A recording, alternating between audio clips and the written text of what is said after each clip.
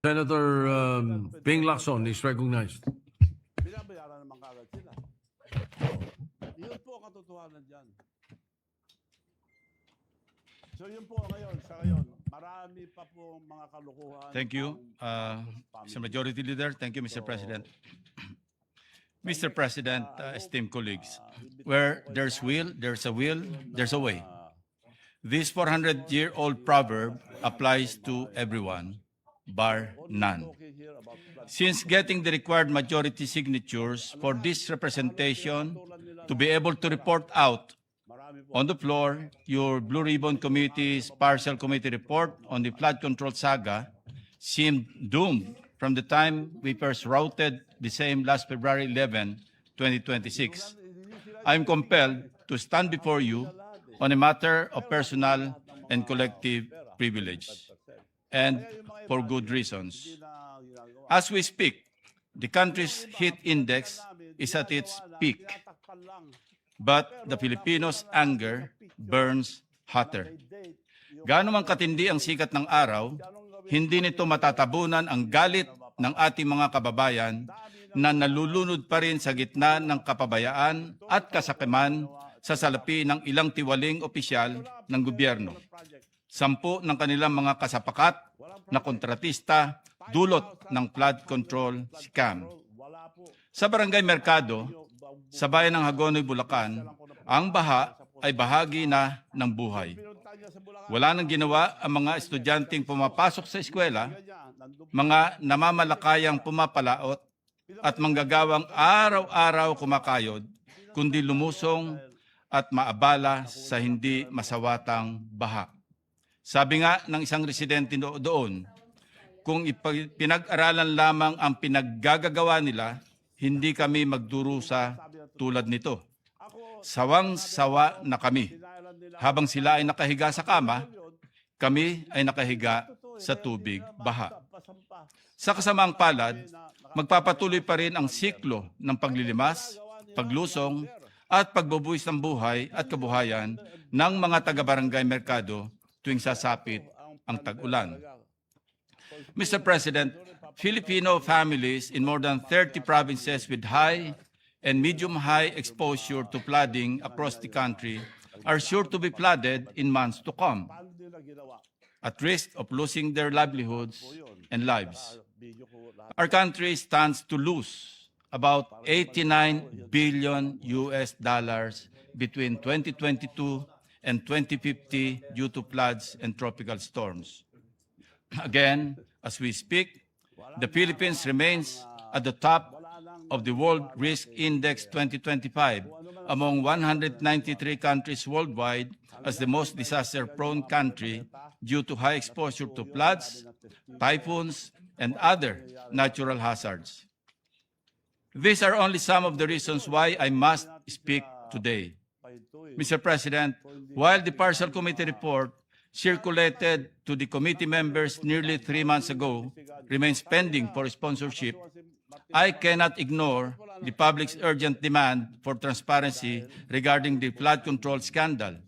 Therefore, as chairman of the Committee on Accountability and Public Officers and Investigations, I rise today to deliver the chairman's progress report. This progress report contains the findings of the partial report, which is grounded but not limited to the 7 exhaustive public hearings in aid of legislation conducted by your committee on what stands as the largest corruption scandal in Philippine history. This also touches on the proceedings of the 8th and latest hearing and on other key matters of urgent concern to the succeeding public inquiries.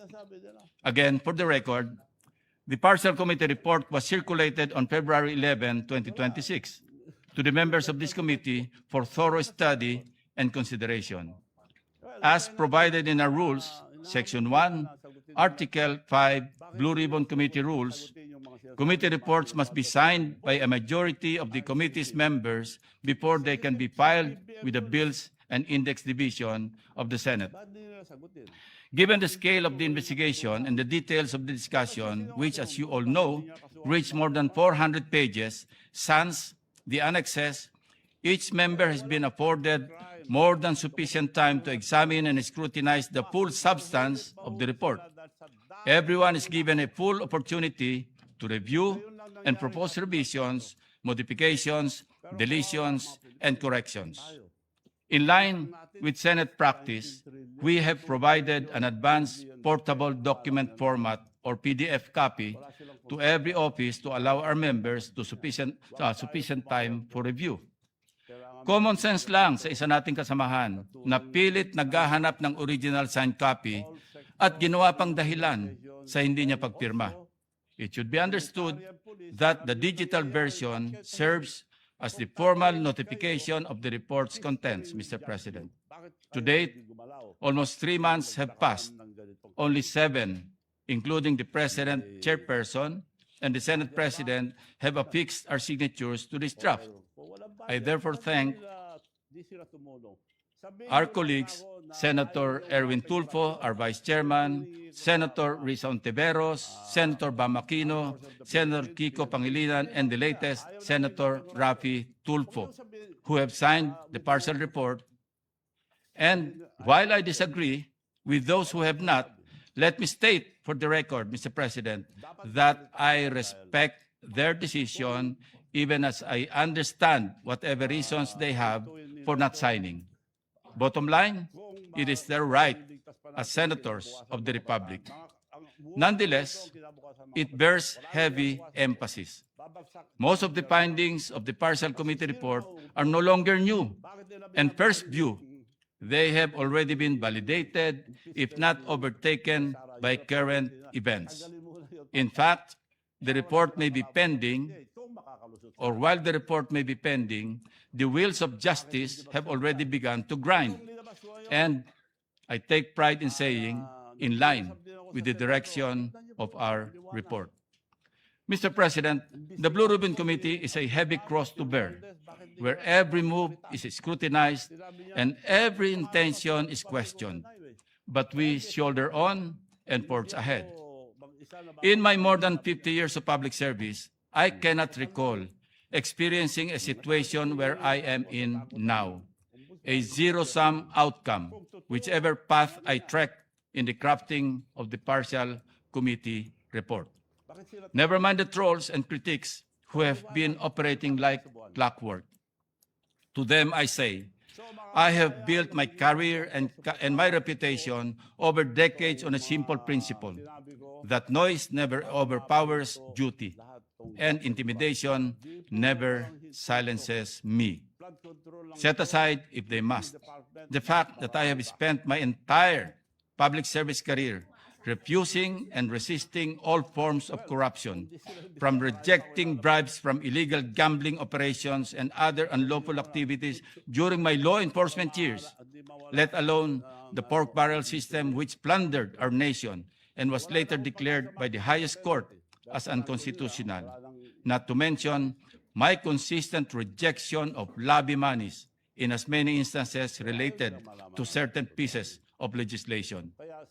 Disregard, if they can, the decades I have spent in the trenches as a budget watchdog and a relentless buster of abuse of power. If my track record of integrity is to be ignored today, then let the evidence speak where my history is silenced by the critics and the trolls. In the course of drafting this report, my guidance to my staff was unequivocal, that we adopt a single standard in laying down the committee's findings. We go where the evidence leads us. Before we dive into the findings, let us be very clear in plain, simple terms. We are not here to indict, much less convict or hand down a final judgment. Hindi po ito isang hatol. Rather, we're establishing a standard of clear indicia, as lawyers call it, to assist in whatever way we can the proper authorities who shall independently evaluate these findings, determine probable cause, and take the necessary legal actions. Halimbawa, sa kaso ng ating kasamahan na Senator Jingo Estrada, ay mayroong bagong development na naganap sa pamamagitan ng LBRMO na nagpahayag na hindi si Senator Jinggoy ang proponent base sa record ng mga proyektong una nang naiugnay sa kanya. Nonetheless, Mr. President, let me be uncompromising. In this long course of inquiry, the Filipino taxpayers are the complainant. Our duty to them is to answer three fundamental questions. Number one, where did the money go? Two, how was this corruption executed? And three, how do we fix the system so it never happens again? Mr. President, this all seems like deja vu. We have seen this before. The history of corruption in the Philippines reflects a cyclical process. It does not disappear when exposed. It adapts and mutates to survive. The flood control crisis is the reincarnation of the 2013 Priority Development Assistance Fund, or PDAF scam, but in a bolder scheme. It serves as a scathing indictment of the failure of our institutions to deter corrupt machinations. The enterprise remains unchanged in essence, similarly orchestrated by a cabal of officials led by legislators and their co-conspirators within the government and in the private sector, only with a diversified format and modus of thievery, timing, and language. Like floodwaters, these activities seep into institutions and areas of least resistance, flowing into and exploiting new channels where illicit rewards abound and oversight is weakest. Mula sa masilimuot na investigasyon, ilalatag ko ang synthesis ng findings ng komite sa 5 bahagi. Una, napatunayan sa mga pagdinig na ang problema sa baha ay hindi nag-ugat sa kakulangan ng pondo. Instead, the scale of funding coupled with weak internal controls and criminally complicit oversight made the sector an attractive target for systematic plunder of the public treasury, effectively leaving our citizens exposed to a deluge of misery. Ito ang nilalaman ng Part 1 ng ating findings. Second, the anatomy of this flood control anomaly is inherently parasitic, characterized by a network of actors spanning the highest levels of authority. Hence, Part 2 of the findings clearly laid out how the anatomy works. From utilizing an institutionalized workflow deeply entrenched within the bureaucracy, employing mechanisms so brazen and gross that they either compromise, recruit, and or bypass oversight. Third, ang flood control mess ay representasyon ng sukdulan at nakakarimarim na evolution of the pork barrel system. In this scheme, corruption takes different forms and names, from congressional slabs of pork, now euphemistically rebranded as allocables, leadership funds, and insertions, extending their reach even to the unprogrammed appropriations under the General Appropriations Act. Part 3 details the scheme's stark similarities to that of the pork barrel scam from language to operations. Fourth, the case of Bulacan First District Engineering Office serves as a microcosm of the systemic rot. It provides a blueprint of how flood control funds are diverted, revealing the interconnected systems that facilitate the corruption. Fifth, and finally, the dire consequences of this institutionalized plunder are not merely financial. They are felt in the structural erosion of our democratic institutions, the profound disenfranchisement of the Filipino people, and the tearing of the moral fiber of the country. Now we ask, where did the money go? Evidence on record shows how the flood control corruption scandal exposed a systemic, coordinated, multi-actor process. Isang malawakang sabwatan na ginawang gatasan ang mga proyekto para sa flood control. Ang pattern ng korupsyon ay systemic at parasitic. magkakaugnay mula sa mga aktor, mekanismo, at workflow. Who are the actors? In the course of the hearings, we have identified key actors who were implicated in the flood control anomalies and classified them into 8 groups. Ang partisipasyon ng mga aktor na ito ay hindi limitado sa isang grupo lamang. Sila ay maaring gumalaw sa iba't ibang kapasidad, sabay-sabay o nagpapalit-palit, depende sa pangailangan ng kanilang operasyon. Nariyan ang mga proponents, mga opisyal ng gobyerno na kinikilalang quote-unquote may-ari ng proyekto at tumatanggap ng average na 15 to 30% na kickback. Mga bagmen or intermediaries, sinasabing authorized representatives and emissaries of the proponents, DPWH facilitators and coordinators, mga senior level officials who coordinated with proponents, facilitated the respective project proposals, accepted their demand for commitments and other activities related to the flood control anomaly process. DPWH Group, syndicate groups implementing the project tulad ng Bulacan First District Engineering Office at Oriental Mindoro District Engineering Office.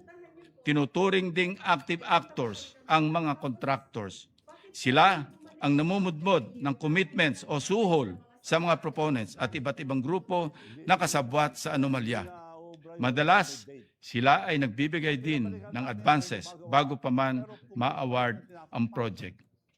Hindi nga ba namangha tayong lahat, Mr. President, nang matuklasan natin sa isang pagdinig ang pahayag ni Sally Santos ng Sims Construction na magkasunod siyang nag-withdraw noong Marso at Abril 2025 sa isang land bank branch sa Bulacan ng tig 457 million pesos na cash na kanyang binigay kay Bryce Hernandez at mga kasabwat nito sa First Bulacan District Engineering Office. Ang iba pang mga aktor ay kabilang sa executive branch, bankers, at constitutional oversight group. These actors thrive in the vulnerability of our systems and institutions. Now, how was this corruption executed? Himay-himayin natin ang mga teknikal na paraan kung paano ninakaw ang pera ng bayan. These are specific mechanisms of corruption. Ang mga makinaryang ginamit para pabilisin ang pagnanakaw at pahinain ang ating sistema. Nariyan ang ugat ng problema, ang proponent system.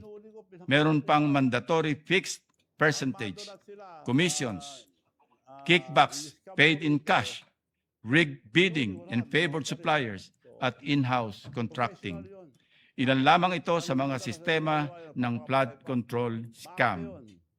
This corrupt system exploited the very foundations of our fiscal governance through its institutionalized workflow, mula sa budget formulation at authorization, kung saan sinisimulan ang pagmamanipula, procurement and implementation, kung saan ang mga kontrata ay binibigay sa mga kasabwat na nakawan, hanggang sa oversight phase na kung saan nagmimistulang pikit mata sa katiwalian ang mga opisyal ng gobyerno na dapat ay sumusubaybay at nagmomonitor sa mga proyekto.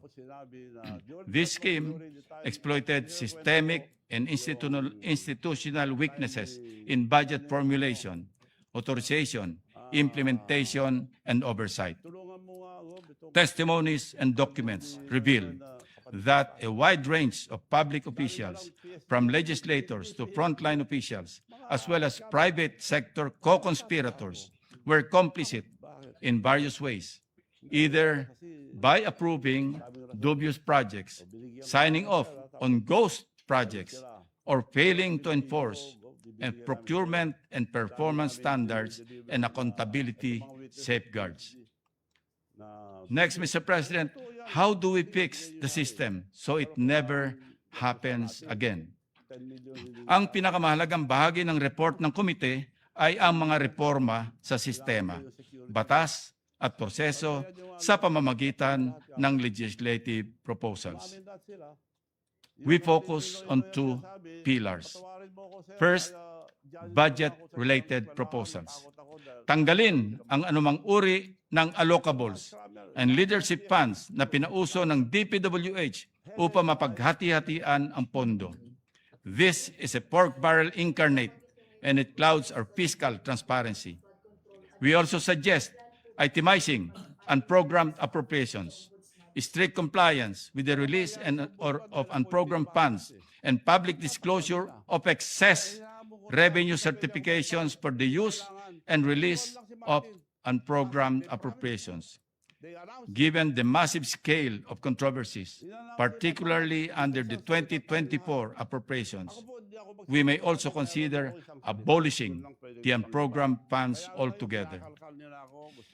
We are also calling for the vertical and horizontal convergence of infrastructure planning across government agencies, both at the national and local levels, and crucially, enhanced public participation and legislative transparency. Second, our accountability and anti-corruption proposals. Primary to this is the amendment of Republic Act number 6770, or the Ombudsman Act of 1989, which includes A, creation of an anti-corruption law enforcement service in the Office of the Ombudsman and providing incentives and protection to whistleblowers. B, expanding the authority of the Ombudsman to deputize private lawyers as special investigators and prosecutors. And C, fiscal autonomy laws for the Office of the Ombudsman and the Commission on Audit. This is in line with the precedent of giving fiscal autonomy to the Supreme Court as provided under Republic Act 12233 or the Judiciary Fiscal Autonomy Act.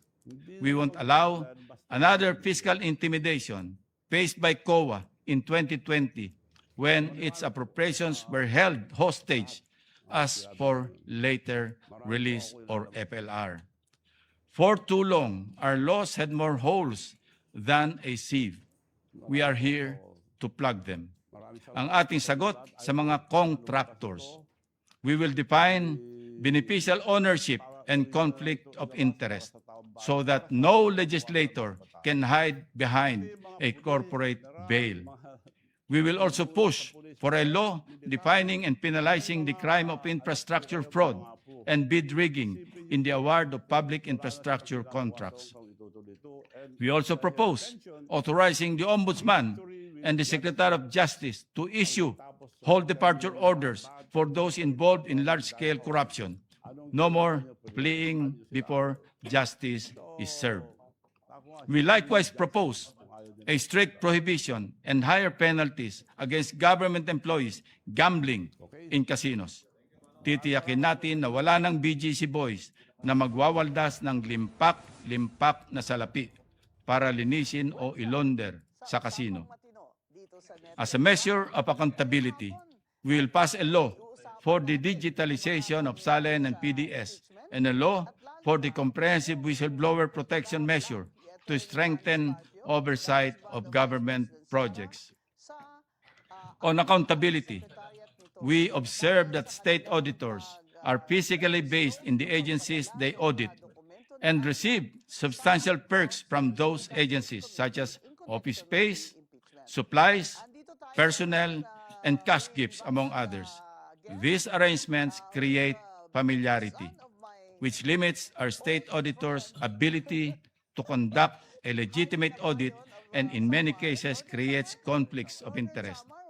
Hence, we are proposing a law that will facilitate and support the withdrawal of COA auditors and the recall to the Central Home Office from their auditee agencies to ensure independent and accountable reporting.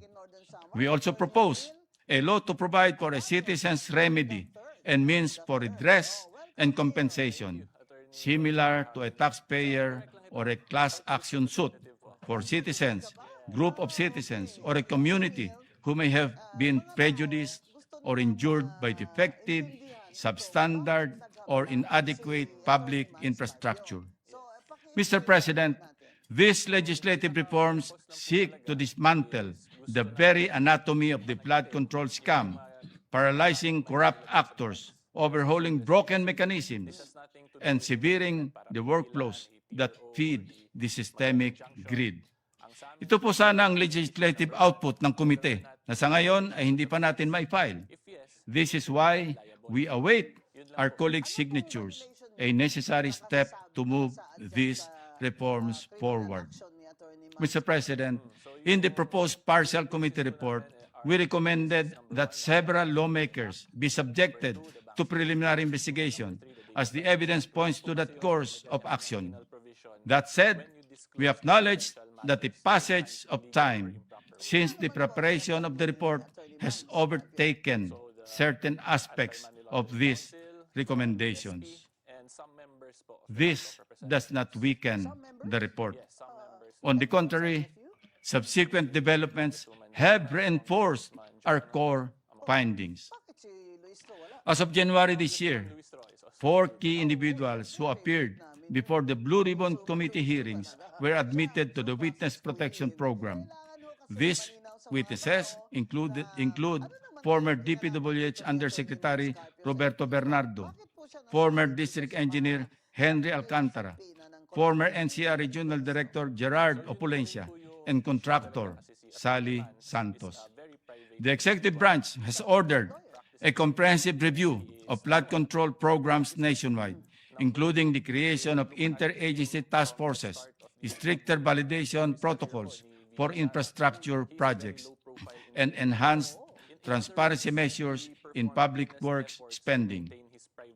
The Office of the Ombudsman has filed multiple criminal cases before the Sandigan Bayan against former and incumbent public officials, contractors, and private individuals in connection with alleged anomalous flood control projects, particularly in Bulacan and Oriental Mindoro. The charges include violations of Anti-Graft and Corrupt Practices Act, as well as malversation of public funds through falsification of public documents under the revised Penal Code. Parallel investigations by the Department of Justice led to the creation of special panels of prosecutors tasked to handle at least 5 ghost flood control projects in Bulacan, with prosecutors recommending the filing of graft, malversation, perjury, and falsification charges after evaluating affidavits, audit findings, and sworn testimonies of engineers and whistleblowers. Several of these cases have already been submitted for resolution, while others remain under preliminary investigation. Proceedings are now underway before the Sandigan Bayan, which has begun issuing orders on preliminary matters. The NBI has conducted fact-finding operations and case build-up that led to the filing of complaints against respondents linked to the flood control scheme. The Anti-Money Laundering Council, Mr. President, complemented these efforts by initiating financial intelligence investigations. It has secured multiple freeze orders from the Court of Appeals, with over 21.8 billion pesos in assets frozen as of April 30, 2026, linked to irregularities in flood control projects. It has also preserved a total of 2.5 billion pesos worth of assets.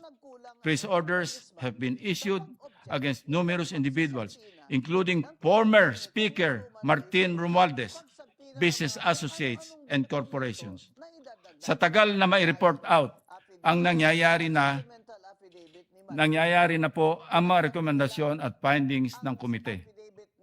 Now, Mr. President, ako naman ang dinidiin ng mga kritiko, taliwas sa paulit-ulit na naratibo na ayaw ko daw imbitahan si Congressman Romualdez.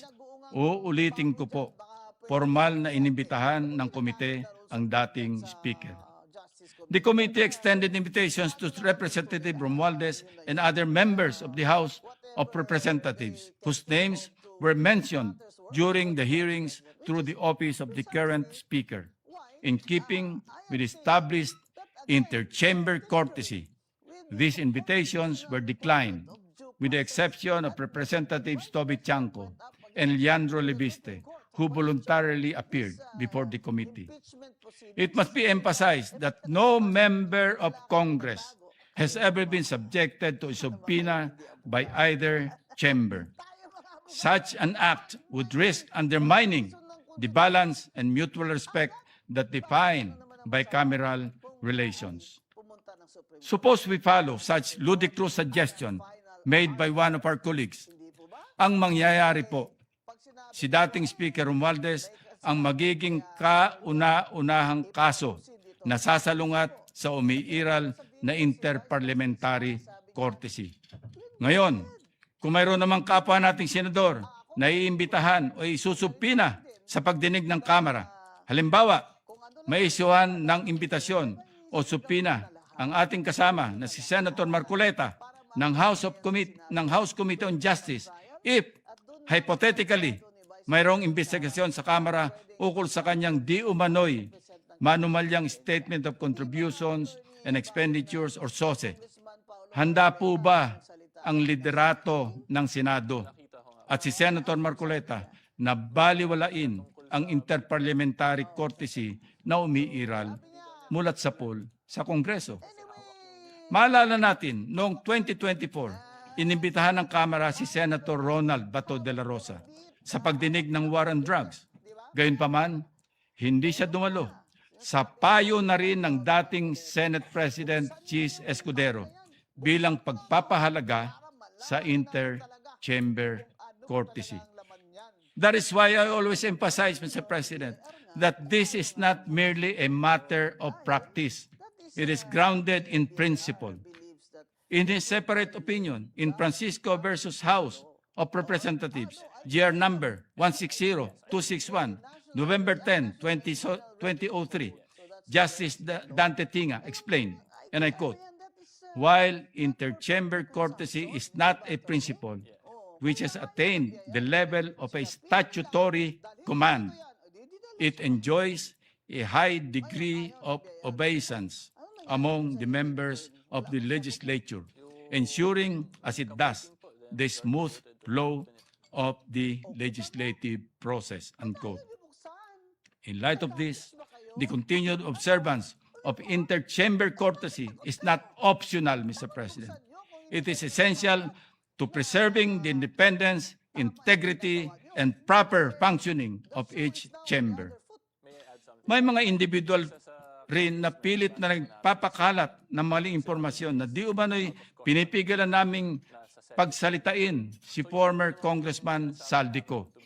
Nais ko pong linawin, Mr. President, distinguished colleagues, na inimbitahan ng komite at inisyuhan pa nga ng show cause order at subpoena si Mr. Saldico. May nagmamagaling pa na dapat daw ay hayaan si Mr. Saldico na maglabas ng apostilled affidavit o lumahok sa pamamagitan ng Zoom meeting. Si Ginoong Saldico ay hindi nagpapadala ng anumang request sa komite para humiling na accommodation para sa isang virtual meeting mula sa loob ng Philippine Embassy. Sa katunayan, ako pa nga ang unang nagmungkahi na maaaring pag-aralan ang posibilidad na magtungo siya sa embahada upang doon magtestify sa pamamagitan ng Zoom habang under oath. Subalit, ang ating kasamahan mula sa minorya na si Senator Ronald Bato de la Rosa ang mismong nagpaalaala at nagbabala laban sa hakbang na ito. This caution makes sense, Mr. President. Kung siya ay nagtestify sa loob ng Philippine Embassy at mapatunayang nagsisinungaling at ma-cite in contempt of the Blue Ribbon Committee, kaya ba siyang ipakulong o i-detain ng embahada sa loob mismo ng kanilang gusali? Dahil dito, Mr. President, ang tanging paraan lamang upang tanggapin ng komite ang mga pahayag ni Saldico ay ang pagbabalik niya sa Pilipinas at personal na pagdalo sa pagdinig. Nais ko ring tugunan ang mga kritiko ng ilang gumagamit ng issue ng 67 contractors bilang dahilan upang hindi pirmahan ang ating partial committee report. Liwanagin ko lang po muli, hindi ko kailanman sinabing hawak ko ang listahan ng mga contractors na ito. To set the record straight, ang makailang ulit ko nang nabanggit ay ang impormasyong ibinahagi lamang ng isang congressman, walang detalye kung sino-sino. Kung mayroon mang may hawak ng impormasyon o kung kaya nilang tukuyin ang iba pang mga contractors na ito, katulad ng ginagawa ni Ombudsman Remulla, name them. If you have the evidence, present it. If you know the perpetrators, expose them. The committee will provide the platform for you. Our recommendations are, by design, recommendatory and conditioned on independent investigation. Kung mali ang aligasyon, the process clears them. Kung totoo, the process convicts. With due process and accountability, makukulong ang dapat makulong. Para klaro sa publiko, laman ng ating committee report ang menu ng mga posibleng kasong kriminal na pwedeng isampa. Depende sa ebidensya, ang mga prosecutors ang pipili ng nararapat na sakdal batay sa kanilang sariling pagsusuri at pagkilala sa mga ebidensyang naipasa na at ipapasa pa ng komite. Gayon din sa iba pang mga patunay na kanilang makakalap sa proseso ng case build-up o kaso ng DOJ o fact-finding at preliminary investigation naman kung sa ombudsman. Una, malversation sa ilalim ng Article 217 ng Revised Penal Code. Ang accountable officer, ang pangunahing may sala o principal, ngunit ang mga kasabwat o co-conspirators kabilang ang mga non-custodian public officers at pribadong individual ay maaari ring managot para sa diversion of funds maging sa ghost at substandard flood control projects. 2. Direct bribery, bribe-giving or pagbibigay ng suhol at korupsyon sa ilalim ng Revised Penal Code Article 210. Ang siste ng quid pro quo sa flood control scam ay nasa anyo ng pagpamanyobra ng mga proyekto, pagpapadali ng mga award, pagpapabilis ng paglalabas ng pondo, pagpirma, natapos na umano ang proyekto o ang paggamit ng posisyon upang bigyan ng pabor ang mga kontraktor. Maaari ring ituring na sabwatan o conspiracy sa direct bribery. 3. Sa ilalim ng Section 3A ng Anti-Graft and Corrupt Practices Act o RA 3019, maaaring makasuhan ang mga opisyal ng gobyerno na kasabwat sa flood control anomalies dahil sa panghihikayat, pag-uudyok o pag-impluensya sa isa pang opisyal ng pamahalaan na magsagawa ng gawaing labag sa tuntunin at regulasyon na may kaugnayan sa kanyang opisyal na tungkulin. Kabilang din ang pagpapahintulot sa sarili na mahikayat, maudyukan o maimpluwensyahan na gawin ang nasabing paglabag o pagkakasala. Sa ilalim ng Section 3B ng parehong batas, krimen ang paghingi o pagsusulisit ng kickbacks, porsyento, commissions, obligasyon at anumang forma ng benepisyo para sa sarili o para sa ibang tao na may kaugnayan sa anumang kontrata o transaksyon sa gobyerno. Sa pagdinig ng komite, malinaw itong nakita sa pamamagitan ng direktang ebidensya o sa mga circumstantial na katibayan, pati na rin sa nailantad na workflow at delivery ng mga kickbacks. 5. Section 3E ng RA 3019 ukol sa undue injury o unwarranted benefits. Nailatag din natin ang labis na pinsala sa pamahalaan dulot ng ghost at substandard projects, gayon din ang pagbibigay bentahe o pabor sa mga private parties tulad ng mga flood control contractors mula sa rigged biddings, favored suppliers at manipulasyon ng procurement services. Lahat ng mga nakibahagi na takers, negotiators, pati na ang mga tumatanggap ng royalties, padulas o sahod sa mga bidding ay kabilang dito. 6. Plunder sa ilalim ng Republic Act 7080. Gayong hindi tayo magbibigay hatol kung sapat na ba ang threshold para sa kaso. tungkulin ng komite na ilantad ang paulit-ulit na sistema at ang malawakang saklaw ng katiwalayang ito na malinaw na hudyat ng pattern of predicate offenses sa ilalim ng RA 7080. Ang mga ebidensyang nakuha ay isusumite sa Anti-Money Laundering Council at verification upang mabusisi ng husto. 7. Money Laundering, RA 9160 at AMLAC Bank Inquiry, Freeze and Forfeiture.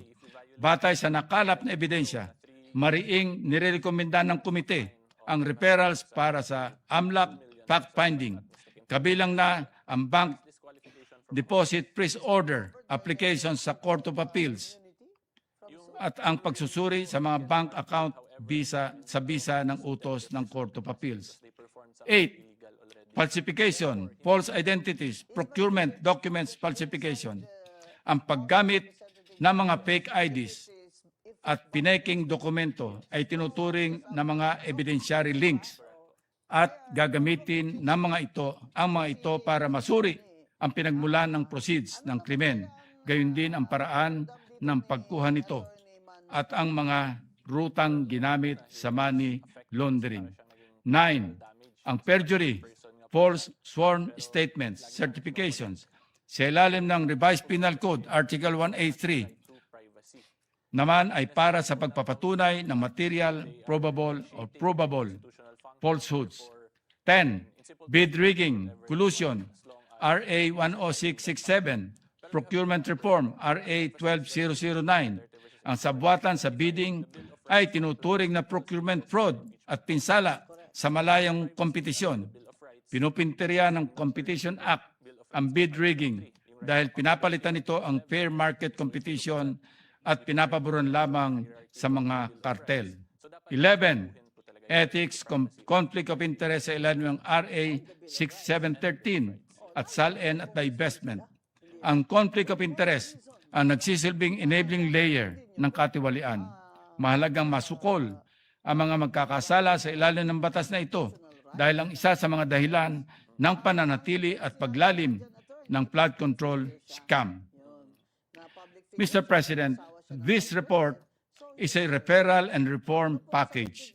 Simple lang, imbestigahan ng legal, alamin kung ano nangyari, bawiin ang kaya pang bawiin at ayusin ang batas para hindi doble bayad ang Pilipino sa buwis at sa dilubyo ng baha.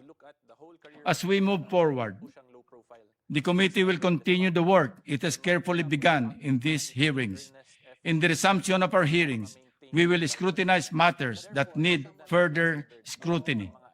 Una, mas malalim at mabusising investigasyon hinggil sa usapin ng allocables at leadership fund.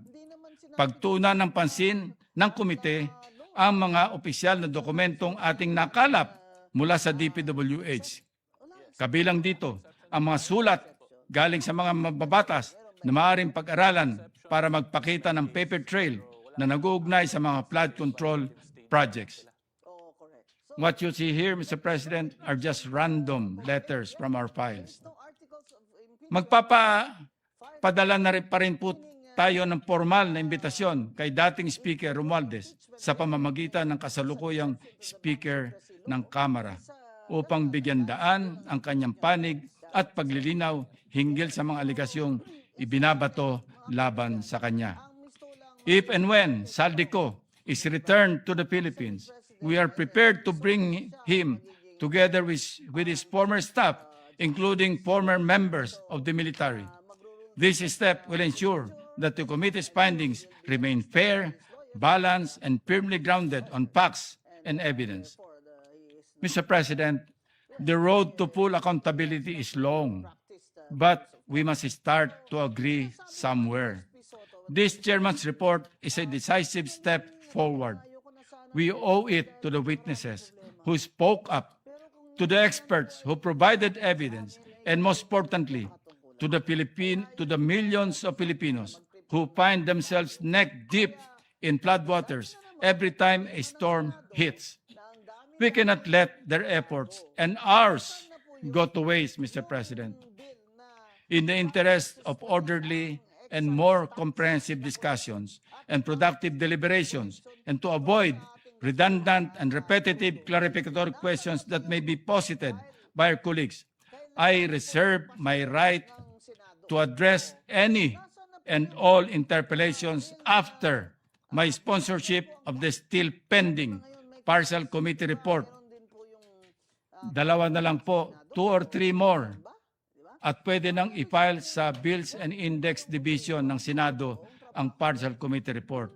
Until then, Mr. President, I am not yet yielding the floor. Thank you, Mr. President. Thank you. Majority Leader. We recognize our distinguished colleague from Tarlac. Senator Dante Marcoleta is recognized. Thank you, Mr. President. Mr. President, may I ask Senator Lacson if he wishes to yield some questions by way of interpellation?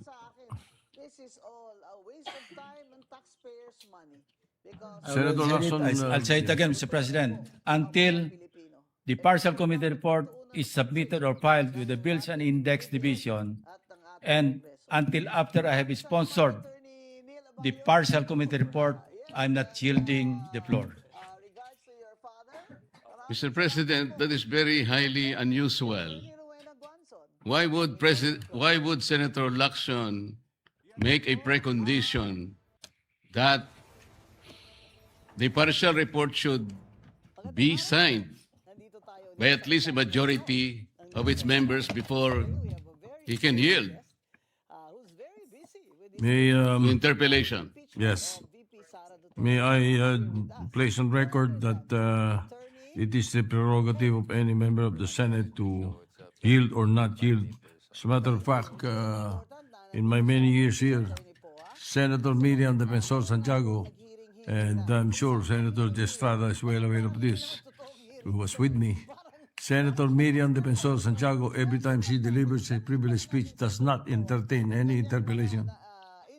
Yes, And Mr. it is her- President, but it this is her is prerogative. this is different.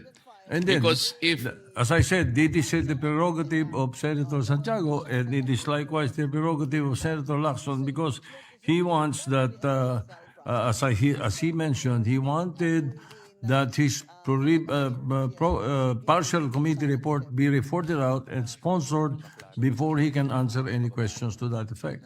Mr. President, if Senator Lacson would just say that he doesn't want to be interpellated, that will be okay with me. But he should not make a precondition that his unwillingness is conditioned upon whether or not the partial report should be signed by the majority.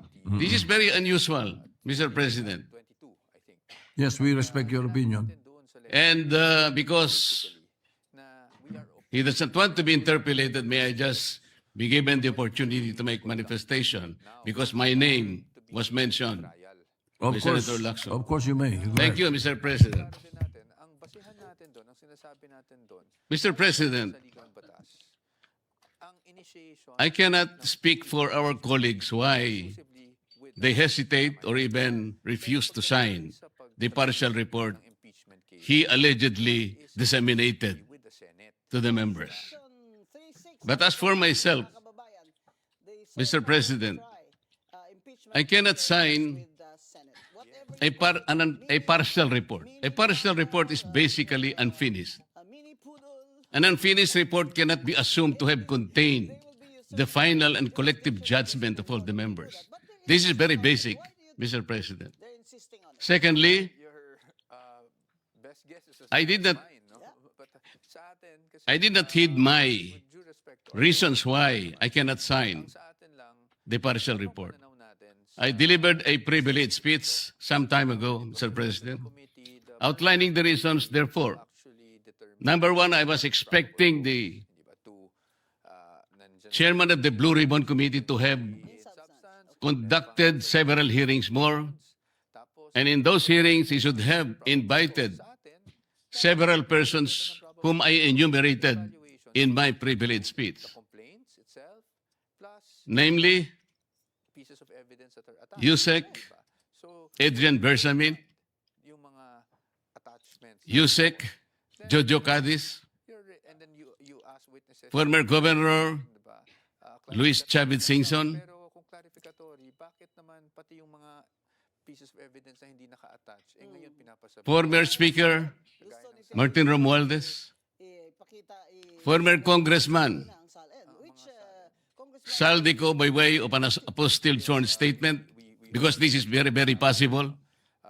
An apostilled sworn statement, Mr. President, as I have already advised the chairman of the Blue Ribbon Committee, is similar to a sworn statement notarized by the Philippine Consulate in any part of the world, because this apostilled manner or method of subscription was already adopted by the Supreme Court in one of its resolutions, Mr. President. I also advocated if I'm not mistaken, lumaki daw yung that the 18 ex-soldiers be immediately be invited because they had so much to say. 2007 SALN, Because I thought he said, and he emphasized at some point, that wherever the evidence yes, that's 18 years. And bigla is, may unexplained wealth na. I think that's the BRC will be led being conclusion there of too, law and fact without Mr. bias. President. Rufus Rodriguez calls it fishing expedition. Ang sabi pa po niya, Mr. President, Vice President also felt that she's being subjected to. hindi option yung interparliamentary courtesy.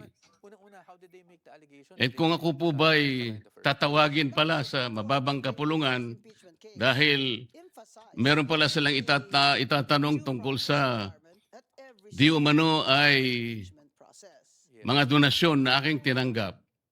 Ginagawa nila ngayon. Mr. President, Your arguments is that they're I will willingly the due process of the present myself Yes, from the get-go, with or without invitation. They just have to suggest to me that they wanted me there. I will go there, Mr. President. what we perceive Interparliamentary courtesy is between the two chambers, complete Mr. President. President and the Tayo-tayo po against the Vice. ang pinag-uusapan na maggalangan doon. Sabi natin doon, we are not questioning and I Pero ang nangyari, Mr. President, the standards because ang ating boss, ang mga amo natin, ang taong bayan, the House, ang hindi na po iginalang eh.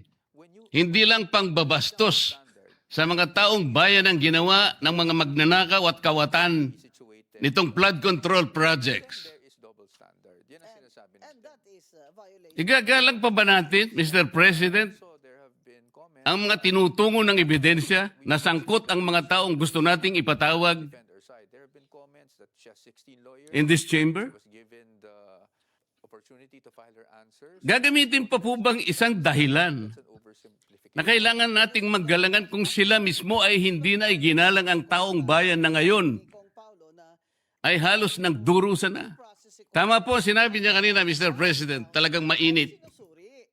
ang panahon. Kunyari, may ground sila Ang heat index ay talagang sumadsad na talaga sa pinakamainit na bahagi. ng committee. Ngunit ang lalong nagpapainit nito, Mr. President, ay yung kawalan ng political will na ipagpatuloy, Ang ginawa lang nila, binasa na ipagpatuloy ang pagdinig.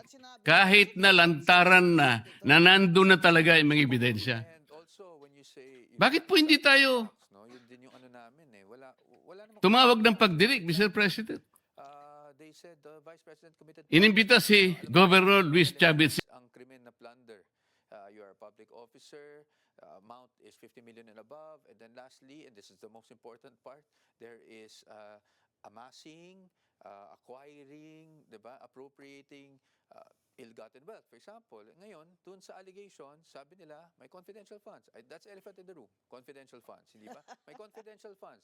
Dinisburse ang confidential funds. Ngayon, paano natin